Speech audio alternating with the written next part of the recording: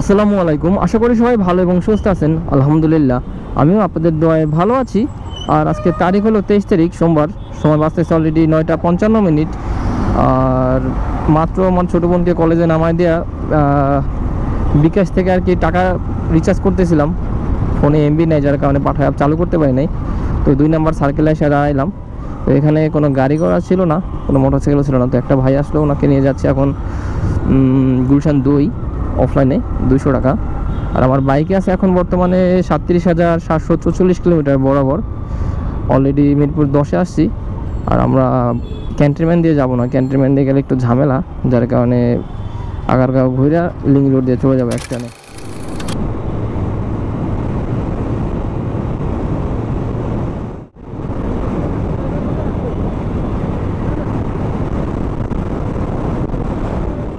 দাঁড়াও, সাইড দাও। গোড়া দিলে তুমি সাইড দেওয়া কি লেগে? তুমি গাড়ি থেকে নামে আর সাইড দেওয়া তুমি এটা করছো কেন? তুমি তোমার কেউ কইছে গাড়ি থেকে নামে সাইড করে দিতে?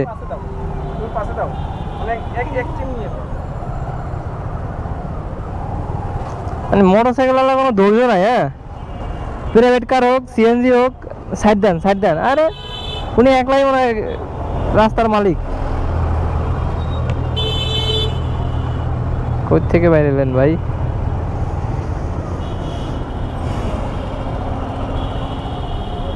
মূলত বাসায় আপনাদের যাতে ভিডিও বুঝতে অসুবিধা না হয় এর জন্য আসলে ভিডিওটা করতেছি আর কি। গুলশান 2 প্রথম যাত্রীটাকে নামাই দিলাম। নামাই দেওয়ার পরে 200 টাকা সে দিছিল। তো এটা আসলে ভিডিও করি নাই, মনে ছিল না, জ্যামের ভিডিওটা জ্যাম ছিল, তো ওই জন্য আর ভিডিওটা পরে অন করতে মনে ছিল না। আর গুলশান 2 থেকেই আসলে বাসা যাচ্ছি একটু জরুরি কাজে। তো এরপরে দেখি একটা আঙ্কেল তো আগে আমার সাথে যাতায়াত করতো আমাদের এলাকার, তো উনি আবার কল দিল। তো ওনাকে নিয়ে আবার যাইতে হবে মনে হয় যাত্রাবাড়ি। উনি বললো যাত্রাবাড়ি যাবে।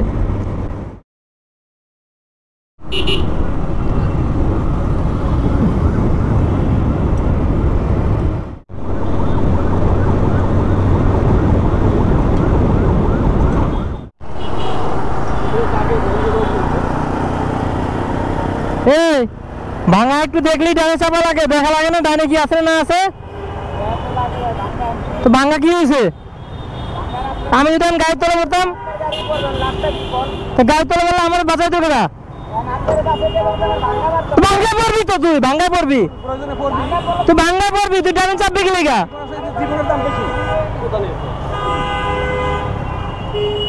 মানে এগুলো মারলেও কাজ হবে না, মারলে কি হবো? কিছু হবো না। আমার বাঁচাইতে গেলে ভাঙ্গায় পড়তে হবে, এই জন্য ভাঙ্গায় নামবো না।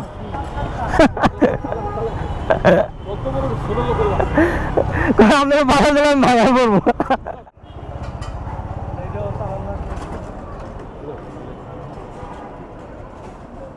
না।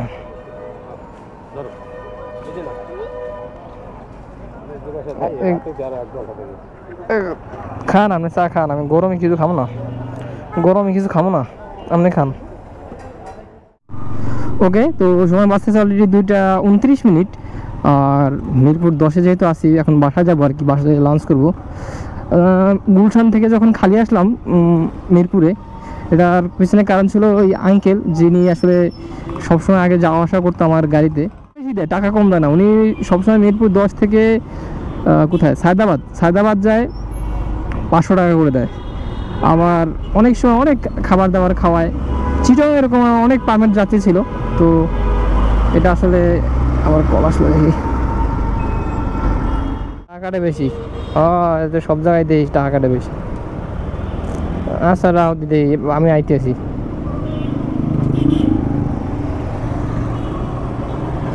এখন আম্মু আবার কল দিল, মিটারে আসলে টাকা কাটে বেশি ইদানিং। এটার কারণ কি আমি জানি না।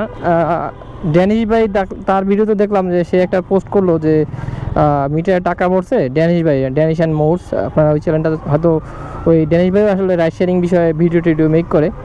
তো উনিও কয়েকদিন আগে এরকম একটা পোস্ট করছিল যে মিটারে টাকা পড়ছে, টাকা শেষ। এখন আমিও দেখতেছি আমাদের এলাকায়ও মানে টাকা ভরার সাথে সাথে শেষ হয়ে যায়। আগে অনেক সময় যাইতো, বুঝতেছেন না সমস্যাটা কোথায়।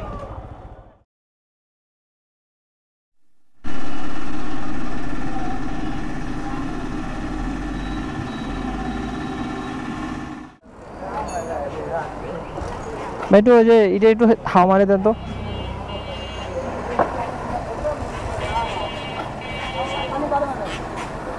এই যে পানি।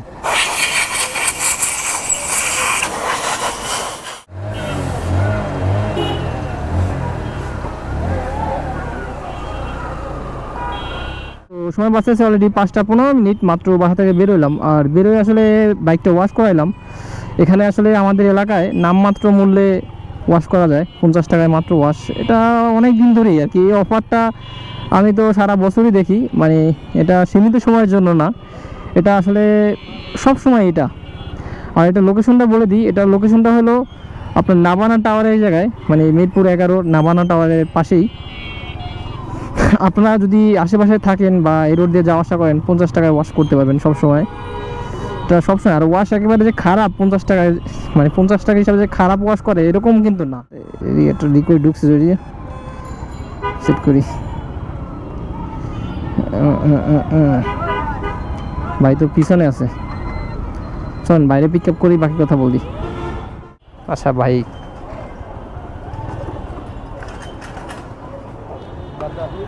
জি জি জি নেন ভাইয়া।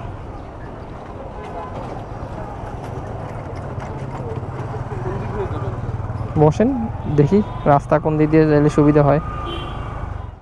ওকে, তো সময় বাঁচতেছে 5টা 30 মিনিট। আর এখন ঘটনাগুলো বলি। সকালবেলা যখন বেরোইছি, বেরোয় 10টার দিকে বেরোইছি। 10টাতে একটা রাইড নিয়ে গেছিলাম গুলশানে। আর পরে আসলে গুলশান থেকে ওই বাইরে নামাই দিয়া সোজা মিরপুরে চলে আসি। কারণ মিরপুরে ওই আঙ্কেল যে আসলে সবসময় আমার সাথে যাতায়াত করে, আগে প্রায় সময় যাইতো, এখন ইদানিং একটু কম যায়। কারণ সে এখন বেশিরভাগ সময় বাড়িতে থাকে, যার কারণে ঢাকায় আসলেই আমাকে ফোন দেয়। মানে ঢাকা আসলে যে কোনো কাজে বাইক লাগলেই আমাকে কল করে। আঙ্কেল আসলে মাউতাল গেছিলো, মানে মাউতাল গেছে, ওখানে যাইতে বেশি সময় লাগে না, দুপুর টাইমে গেছে তো ফ্রি পেয়েছিলাম রাস্তা। আবার ওখান থেকে মাউতাল থেকে মিরপুর 10-এ আসছে, মিরপুর 10 থেকে আর কি, মিরপুর 10 থেকে মাউতাল, মাউতাল থেকে আবার মিরপুর 10। আর ওখানে আমার মনে হয় 20 মিনিটের মতো অপেক্ষা করছিলাম তার জন্য। মানে উনি একটা কাজে গেছিলো, কাজটা শেষ করে আসছে, তো আমাকে 800 টাকা দিয়েছিল। খারাপ না, ওই হিসাব করলে ভাই অনেক টাকা, 800 টাকা, 400 টাকা করে মাউতাল। কাজীপাড়া এখানে আসার পরে অটোরিক্সা একটা, মানে ডান সাইডে একটা বাস ছিল, মানে বাস তো স্পিডে ছিল অনেক, আমার গাড়িও প্রায় 50-60 স্পিডে ছিল। আর অটোরিক্সা একটা হুট করে ভাঙাটা দেখা, মানে কোনো দেখা দেখি নাই, হুট করে ডান দিকে চাপাই দিয়েছে। এখন আমি কই যাব?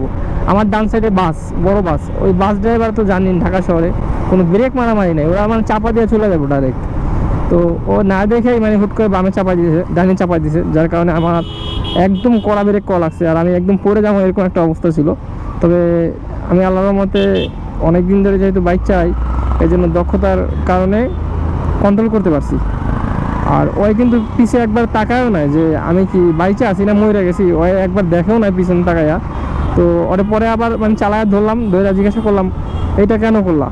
ওই বলে বামে ভাঙা ছিল। আমি জিজ্ঞাসা করলাম যে আমি যদি মরে যেতাম আমার বাঁচাইতে গেলা, তো আপনারা বাঁচাইতে গেলে আমার তো ভাঙা পড়া লাগতো, এটা কোনো উত্তর হলো ভাই? যাক, পরে আঙ্কেল 800 টাকা দিল, 800 টাকা নিয়ে বাসায় গেছি। আর বাসায় যাওয়া বাইকটা ওয়াশ করলাম মাত্র বেরোয়া। আর বেরোয় আবার পাঠাতে একটা রিকোয়েস্ট ঢুকলো, এটা যাচ্ছি এখনও বাড্ডাতে। তো বাড্ডাতে অলরেডি চলে আসছি। আর 206 টাকা আসছে, ভাইয়া 210 টাকা দিল।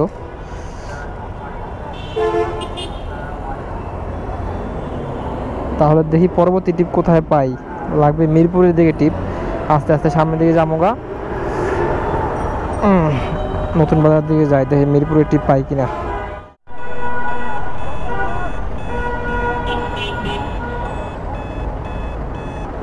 যাত্রাবাড়ি কি যাওয়া ঠিক হইব?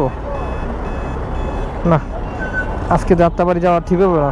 যাত্রাবাড়ি টিপ ঢুকছে একটা, 277 টাকা দেখাইতেছে, তো ওদিকে যাবো না, এর জন্য আর অ্যাপসেট করলাম না।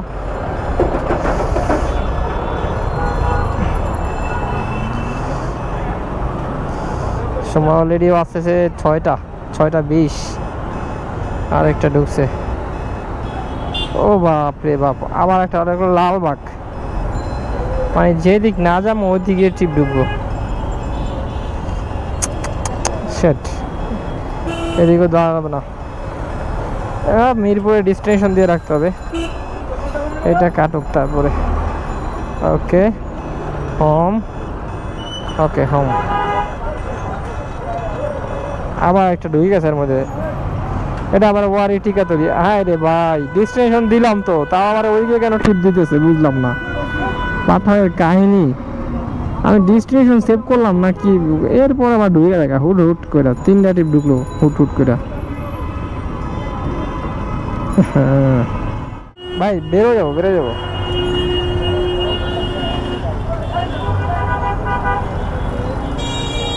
বুঝছে আপনার।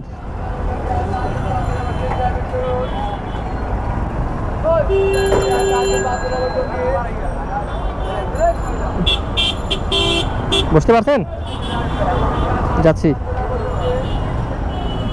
তো। ভাইয়াকে নামাই দিয়ে আবার শাহাদাতপুর আসলাম। শাহাদাতপুর থেকে একটা পাই গেলাম একদম বাসার কাছেই, রব্বানির সামনে। আর যাচ্ছি এটা অফলাইনে। পাঠা অ্যাপ চালু ছিল, কিন্তু ট্রিপগুলো আসতেছিল অনেক দূর থেকে, 2 কিলোমিটার 3 কিলোমিটার দূর থেকে। আর এখন এই সময় 2-3 কিলোমিটার যাওয়া মানে কি অনেক প্যারার ব্যাপার, আর অনেক পরিমাণে জ্যাম। আর ভাইয়াকে 220 টাকা নিয়ে যাচ্ছি। তো চলেন ভাই লোকেশনে যাওয়া যাক।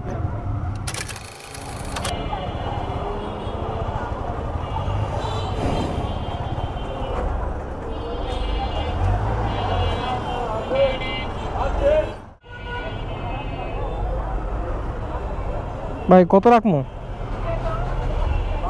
250 না 230? কত জানা পেয়েছেন আপনারা?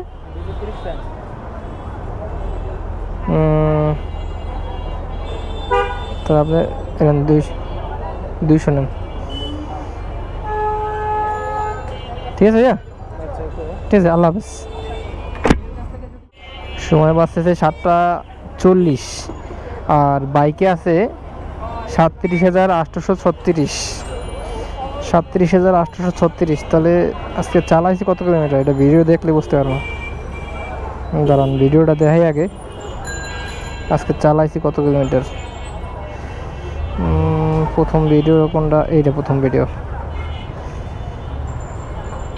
একটা ভাই আসলে ওনাকে নিয়ে যাচ্ছে এখন গুলশান 2 অফলাইনে 200 টাকা। আর আমার বাইকে আছে এখন বর্তমানে 37,744 কিলোমিটার বরাবর, অলরেডি মিরপুর 10-এ আছে। তাহলে 37,744 কিলোমিটার। তাহলে 37,744 মাইনাস 37,836। ও বাপরে বাপ, 92 কিলোমিটার চালাইছে আজকে। ওকে, তাহলে আজকে টোটাল বাইক চালানো আছে 92 কিলোমিটার। যদিও সকালবেলা আসলে কোথায় বনানী থেকে খালি আসছি, বনানী থেকে যে আঙ্কেলকে নেওয়ার জন্য খালি আসছিলাম আর কি। তাহলে এবার হিসাবটা দিই। সকালে মারছিলাম 1000 টাকা, আঙ্কেলে দিয়েছিল 800 টাকা, আর ওই গুলশান 2 গেছিলাম 200 টাকা। তো 800 আর 200 1000। আর বিকালে 200 মারলাম এখানে মিরপুর 11 থেকে বাংলা কলেজ থেকে গেলাম বাড্ডা 210। আর এখন আবার শাহাদাতপুর থেকে আসলাম এই 10ই, এটাও আসলাম 230। তাহলে 230 আর 210 440 ওদিকে 1000, তাহলে 1440 টাকা। 1440 টাকা আজকে ইনকাম করলাম 92 কিলোমিটার চালায়া। যদিও আজকে ভিডিওটা মেক করার কোনো ইচ্ছা ছিল না, তবুও কোনো ভিডিওই করিনি আজকে ভালোভাবে, কারণ আঙ্কেল আসলে কত টাকা দিবে এটা তার আমি জানি না। সে অনেকদিন পরে ফোন করছে, আর সে এতদিন বাড়িতে ছিল। এই পর্যন্তই, সবাই ভালো থাকবেন, সুস্থ থাকবেন, আল্লাহ হাফেজ।